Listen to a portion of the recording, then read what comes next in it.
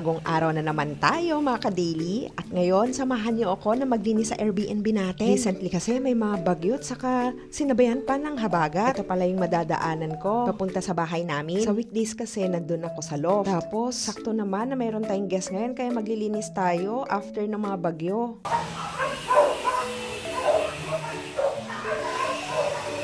Bago tayo pumunta sa Airbnb namin, pupunta pala ako dito sa room para pakainin yung mga fish. Malit lang yung aquarium ko dyan. Gusto ko nga yung mas malaki pa para mas marami akong malagay na fish. Di ko alam pero mas nakaka-relax kasi kapag may aquarium sa bahay. Kayo din ba ganon? Tapos iti-check ko pala yung mga plants ko dyan. Naalala nyo na nagplant pala tayo dyan ng eggplant o talong? Umabot kasi sa nis yung baha kaya hindi ko alam kung nabuhay pa sila. Natumba na nga dyan yung malunggay. Tapos nung nakita ko na wala ng talong, umatras na lang ako kasi nakakalungkot. Pangit pala kapag ka nagplant ka ng ganitong month kasi sunod-sunod yung bagyo at saka habagat. Ngayon, i-check na natin yung Airbnb natin. Ito pala yung bago nating pinagawang hagdanan kasi nga pumasok yung water nung bagyo. Buti nga lang at that time walang mga guests. Tapos pinalagyan ko din yung mga bato-bato dyan para mas lalong mag-absorb. At nung pumasok na ako dito sa Airbnb natin, makikita nyo kung gaano kadumi. Usually kapag ka naglilinis ako, it takes me around 2 hours. Tapos ngayon, feeling ko isang araw akong maglilinis. May mga ginagawa din kasi si Mama at saka may pasok si Mick kaya ako lang mag-isang maglilinis ngayon. Tapos i-sprayhan ko kasi nga maraming lamok. Mahirap na baka magkasakit at makagat or makidengge. Lahat pala ng kurtina aalisin natin kasi nga iwawash natin ito. Mas okay kasi na malinis kaysa yung hindi mo lilinisan lahat. Pero mas grabe nga yung bagyong Emong noon kasi as in hanggang hips yung water. Tapos ang daming mga putik-putik kaya nahirapan kami na maglinis noon compare ngayon. Kaya for me, madali na din tong linisin kasi nga na-compare ko noon na sobrang gulo at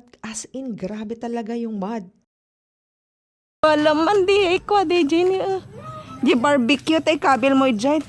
Sinabi ko pala dyan kay Cathy na ilagay niya yung barbecue grill doon sa Airbnb natin kasi nga nag-request yung mga guests natin na magba-barbecue daw sila. Usually yung mga guests natin mga taga Manila. At alam nyo ba noon nung wala kaming washing machine na ganito, laging kaming nagpapalinis or nagpapalaundry doon sa labasan. Ang mahal ng palaundry lalo na kapag ganito, nakakagastos kami ng around mga 300 to 600 sa isang salang lang. Kaya good investment talaga tong washing machine na to. Laking tulong din sa amin kasi nga meron din siyang dry mode. At ipre-prepare ko na din yung pang-mop natin. Buti na lang nakabili ako ng mga panglinis kasi nga na-anticipate ko na baka mamaya magbagyo at bahain na naman yung box house. Sobrang slippery ngayon dyan kaya hindi kami makagarden tapos nawala din yung mga pananim namin. Pagka overnight makuhang na. Kasi ito di impacted.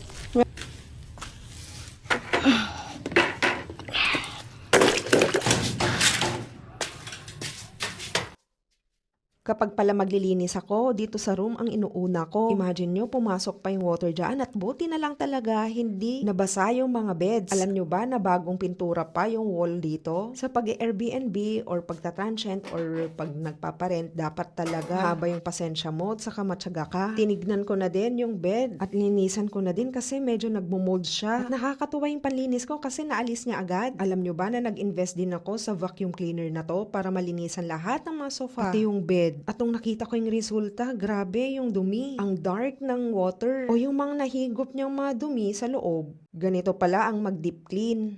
Even yung mga pillows, dinip clean ko din sila para hindi din sila mag-molds at saka mas fresh na gamitin ng mga guests natin. Alam nyo ba yung mga ibang experiences namin? Yung mga ibang Airbnb, hindi na nila nilinisan yung mga to. Tapos, after ko pala vacuum yung mga pillow, i-sterilize din natin.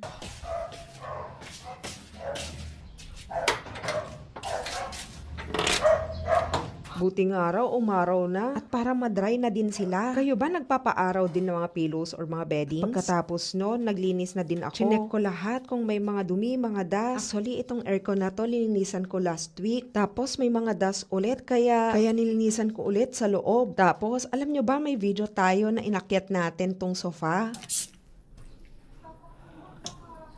Para hindi madumihan or mabaha yung nagmolds. Buti na lang talaga meron tayong netong vacuum na to. Nag-save talaga ng buhay natin. Super na deep clean talaga niya. First time ko talaga tong gawin. Nung minsan, dinip clean ko ulit to at buti na lang talaga hindi na bumalik yung molds. Kaya inulit ko ulit, nalinisin siya. At nung pagkatapos nun, bumalik ulit ako sa kwarto para pakainin ulit tong mga fish. Nalabas pala tayo para i-check kung anong meron sa labas.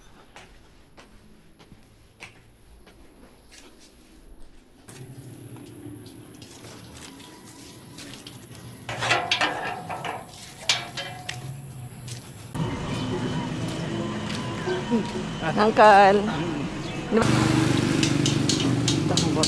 Bibili pala tayo ng makakain natin. May pinagbibilhan ako na malapit dito sa amin mga sopas, palabok, tapos meron din silang arroz caldo at saka bilo-bilo. So bibili tayo ng palabok, tapos bilo-bilo at saka lomi. Nagutom kasi ako kaya kailangan kong kumain. Madaming mga bumibili dito kaya buti na lang meron pa tayong nabili ngayon. Ganito sa amin kapag Sunday, maraming nagbebenta pero ngayon konti lang kasi nga umulan. Bibili pa sana ako ng mga gulay-gulay kaso nga walang yung mga pinagbibilhan ko. Siguro nabagyo din sila. Sila din kasi yung may mga tanim na binibenta dito.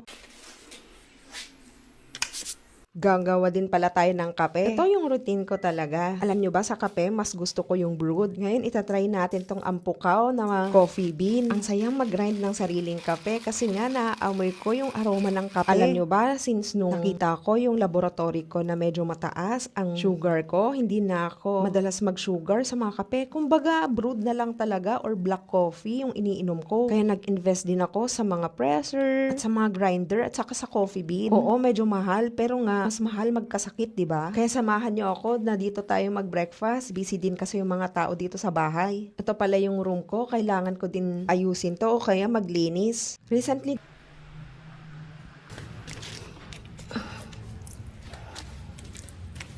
then bumili tayo ng bamboo cuttings. Pole bamboo pala itong binili ko. 1 week na din kasi na hindi siya napla-plant. Kaya baka masira, kaya ipla-plant na din natin. First time kong mag-plant ng ganito. Kaya i-plant muna natin sila dito bago natin i-replant sa mga areas na gusto kong i-plant ito. I-rooted muna natin sila at saka once na lumabas yung mga leaves nila, ililalagay na din natin sa mga paso-paso. Medyo muddy nga yung lupa kaya nahirapan din ako na bungkalin saka i-plant sila. Kahit saan ko na nilagay, bahala na.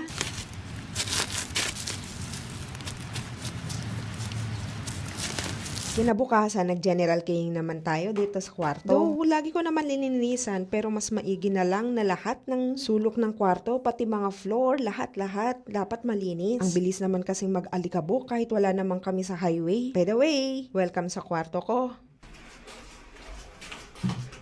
Pinalitan ko na rin yung aquarium ng water niya. Inalis ko yung isda dyan kasi totally talaga nalilinisin natin yung aquarium natin. Yung fish ko pala is tetrat sa kamoli. Tapos meron yung gold dyan. Di ko alam yung name. Hindi naman siya goldfish. Kaya makikita nyo na may bago tayong style ng landscape sa aquarium. At buti na lang meron pala tayong fresh water dito na mapagkukuhanan. Since nung bata ako, nag-aalaga na talaga kami ng fish. Saka nakalakihan ko na to. Yung mga dati ko nga aquarium, malalaki sila pero nawala din. Lumipat na din kasi kami ng bahay. Ngayon yung mga dati kong aquarium nasa kabilang bahay. So yun lang naman. Thank you for watching. Subscribe nyo naman ako para sa mas marami pang mga POV. Paalam!